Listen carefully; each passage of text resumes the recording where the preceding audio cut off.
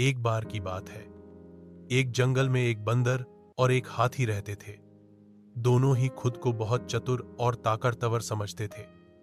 अक्सर दोनों में इस बात पर बहस हो जाती थी कि कौन ज्यादा महान है।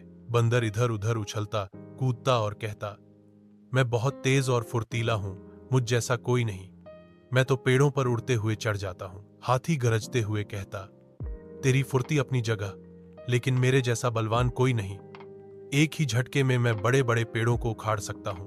एक दिन दोनों की बहस इतनी बढ़ गई कि उन्होंने तय किया कि किसी तीसरे को जज बनाया जाए। वे जंगल के राजा शेर के पास गए। शेर ने उनकी बात सुनी और बोला, ठीक है, मैं तुम्हें एक काम दूंगा, जो इसे बेहतर ढंग से पूरा करेगा वही महान कहलाएगा। शेर ने एक पहाड़ी की चोटी पर एक छोटा पौधा दिखाया और कहा, इस पौधे को जंगल के बीचों बीच नदी के किनारे लगाना है। बंदर तुरंत दौड़ पड़ा।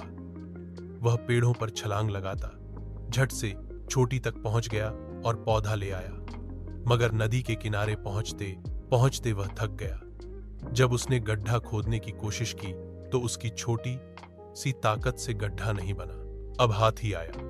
वह धीरे धीरे चला, लेकिन जब वह चोटी पर पहुंचा तो उसने पौधा उठाया और बिना थके नदी तक पहुंचा।